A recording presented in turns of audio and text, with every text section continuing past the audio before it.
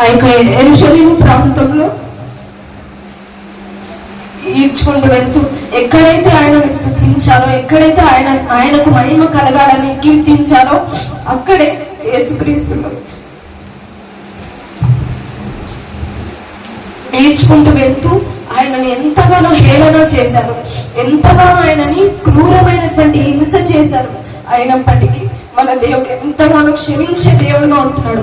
ఆ యొక్క శిలువ భారాన్ని మోస్తూ కూడా తండ్రి వీరేమి చేయించున్నారో వీరెరుగరు కనుక వీరిని దయతో క్షమించుము అని ఎంతగానో దేవుడు మన నిమిత్తమై, మన యొక్క పాపముల నిమిత్తమై ఆయన ఆ యొక్క శిలువ భారాన్ని మోస్తూ కూడా మనల్ని మన యొక్క పాపముల నిమిత్తమై క్షమించమని తండ్రిని వేడుకొనుచున్నాడు.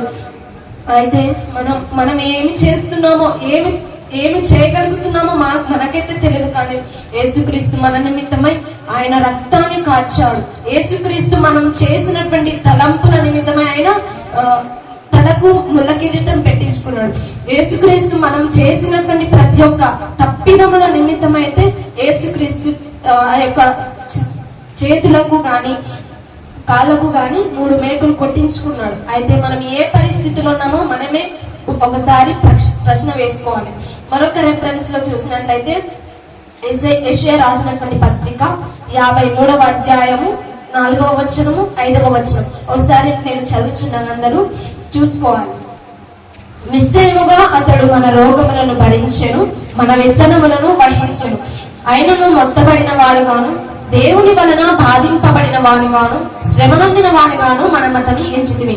ఈ 4వ వచనంలో మనం చూసినట్లయితే ఎంతగానో మన నిమిత్తమై మన రోగములను ఆయన భరించాడు. ఆయన మన వ్యసనముల నుండి వహించాడు.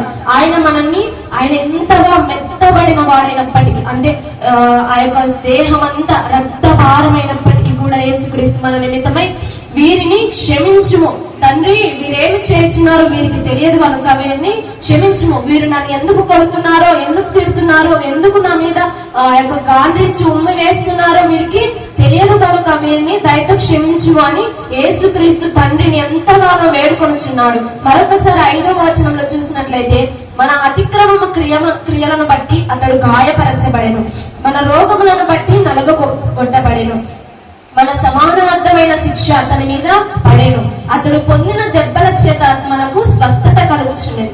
ఇక్కడ ఏముంటుందంటే మనం చేసినటువంటి ప్రతి ఒక్క అతిక్రమములు, అంటే ఏదైనా పాపము కానీ ఏదైనా దోషము కానీ చేసి ఉంటాయినా తప్పుస్తున్నాడు. అయితే మనం చేసినటువంటి ప్రతి ఒక్క ఆయన పొందినటువంటి ప్రతి ఒక్క దెబ్బల చేత మనకు స్వస్థత కలుగుచున్నంత ఎంత గొప్ప దేవుడో చూడండి ఒకసారి.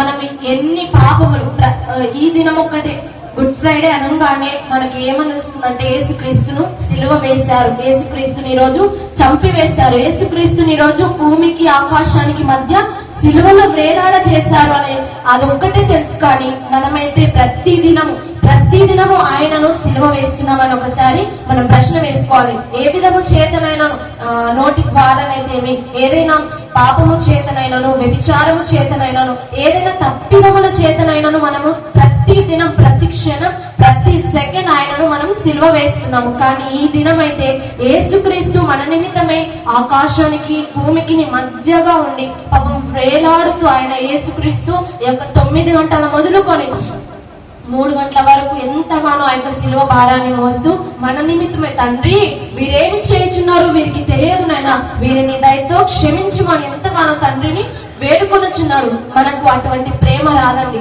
మనమైతే మన స్నేహితులు, మన యొక్క బంధువులు, మన యొక్క రక్త సంబంధికులను మనం నమ్ముకుంటాం. పలాని టైంలో మనకి సహాయం చేస్తారు, పలాని యొక్క మనకి ఏమైనా అయితే వాళ్ళు మనకి సహాయంగా నిలబడతారని మనం ఎంతగానో ఆశపడతాం. కానీ అది నిజము కాదండి. మనము ఎంతగానో శ్రమలు పడుతున్నా, ఎంతగానో మనం బాధలు పడుతున్నా చూస్తూ నవ్వేవారు కానీ ఇప్పుడు సహాయం చేసే బంధువులు కానీ, రక్త సంబంధికులు కానీ, స్నేహితులు కానీ మనకు ఎవ్వరూ లేరండి.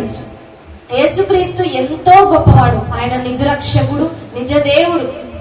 మనం అనుకుంటాం అందరూ మీరు ఈ రోజు గుడ్ ఫ్రైడే కదా చర్చికి ఎందుకు వెళ్తున్నారు, ఎన్ని రోజులు మీరు సిలువ వేస్తారు ఆయనను, ఎన్ని రోజులు మీరు ఆయనను వేధిస్తారు అనవచ్చు. కాదని యేసుక్రీస్తు ఒక్క నిమిషంలో ఆ యొక్క సిలువ దిగి మనల్ని రక్షించచ్చు. మనం అక్కడ ప్రజలు కొడుతున్నప్పటికీ వాళ్ళని ఎదిరించచ్చు. ఆయన దేవుడు, ఆయన మనను ఆయన స్వారూప్యమందు మనని సృజించుకున్నాడు. అయితే దేవుడు ఎంతో గొప్పవాడు, ఎంతో క్షమించగలిగినటువంటి మనస్సు కలిగిన వాడు కనుక ఎంతగానో ఆ యొక్క దెబ్బలను పొందుకున్నప్పటికీ, ఆ యొక్క రక్తాన్ని కారుస్తున్నప్పటికీ ఆయన ఎంతగానో మన నిమిత్తమై, మన పాపముల నిమిత్తమై ఎంతగానో మనల్ని క్షమించే దేవుడే ఉంటున్నాడు.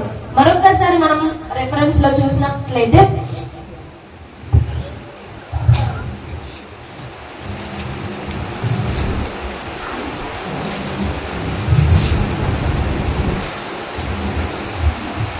మొట్టమొదటి మాట క్షమాపణ. మన అంశం అనేది క్షమాపణ.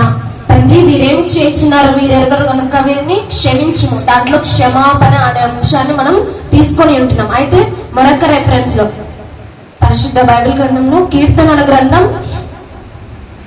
103వ అధ్యాయం 13వ వచనం, 2వ అంశం జాలి పడుట. తండ్రి తన కుమారుల ఎడల జాలి పడినట్లు యెహోవా తన యందు భయభక్తులు గల వారి ఎడల జాలి పడును. యేసుక్రీస్తు మనం ఎన్ని తప్పిదములు చేసినప్పటికీ ఆయన తండ్రిగా ఉన్నాడు కాబట్టి మనను ఆయన స్వారూప్యమందు పెంచుకొని పెద్ద చేసి ఇంతవరకు ఆయన రెక్కల క్రింద మనల్ని భద్రపరిచి దాచి కాపాడుతున్నటువంటి దేవుడే ఉన్నాడు. ఆయన మనకు తండ్రిగా ఉన్నాడు. ఈ లోకపు కుమారులైతే తండ్రిని ఎంతగానో వేధించవచ్చు, తర్వాత తండ్రి ఎంతగానో కుమారుని వేధించవచ్చు. కానీ మన యేసుక్రీస్తు మన మీద ఎంతగానో జాలిపడే దేవుడు, ఆయన కరుణించే దేవుడు కనుక యెహోవా యందు భయభక్తులు గల వారి ఎడల జాలిపడును అని సెలవిచ్చారు. ఇక్కడ ఎంతగానో ఆయన మన మీద జాలి చూపిస్తున్నాడు కాబట్టి మనము కూడా ఆయనకు ప్రతిగా మనము జాలిని చూపించాలి. ఏ దినమైతే మనము ఆయన మీద నిందలు కానీ, ఆయన మీద అవమానాలు కానీ, తర్వాత ఇప్పుడు బైబిల్స్ పట్టుకురావాలంటే ఎంతగానో హీన పరిస్థితి అయిపోయింది. మనం చూస్తున్నాం అక్కడక్కడ దేశాలలో, ఇజ్రాయెల్ దేశం అయితేనేమి, ఇరాన్ దేశం అయితేమి, అక్కడ ఎంతగానో యుద్ధాలు జరుగుతున్నాయి. ఆ యొక్క రాజ్యాలు యుద్ధం ఎక్కువ అయిపోతుంది. అక్కడ మనిషికి అసలు ప్రేమ లేదు, అక్కడ మనిషికి సమాధానం అస్సలకే లేదు. కానీ మన ఎడల దేవుడు ఎంతగానో కృప చూపించి తండ్రి తన కుమారుల ఎడల జాలి పడినట్లు యెహోవా తన యందు భయభక్తులు గల వారి ఎడల జాలి పడుచున్నాడు. ప్రతి దినం ప్రతి క్షణం మనం ఆయన యందు జాలి పడుచూనే వస్తున్నాడు. ఇప్పటికీ కూడా మనల్ని ఆయన క్షమిస్తూనే ఉన్నాడు. కానీ ఆయన క్షమిస్తున్నాడని మనం ఇంకా పాపము చేయకూడదు. పాపం చేసిన ఎడల అది తప్పిదము అంటారు. మరొకసారి రిఫరెన్స్ చూసినట్లయితే కీర్తనల గ్రంథం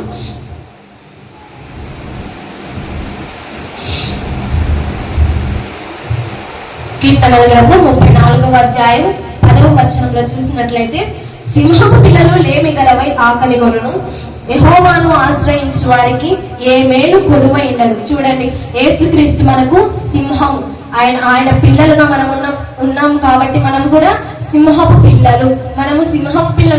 ఒకనొక చోట అడవిలో సింహము ఒక్కసారిగా గర్జించగానే అక్కడ ఉన్నటువంటి ప్రతి ఒక్క జంతువు ఎంతగానో భయపడిపోతుంది, ఎంతగానో అదిరిపోతుంది.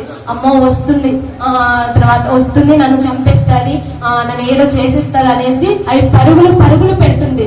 కానీ మనము భయపడాల్సిన అవసరం లేదు. ఎందుకంటే మనము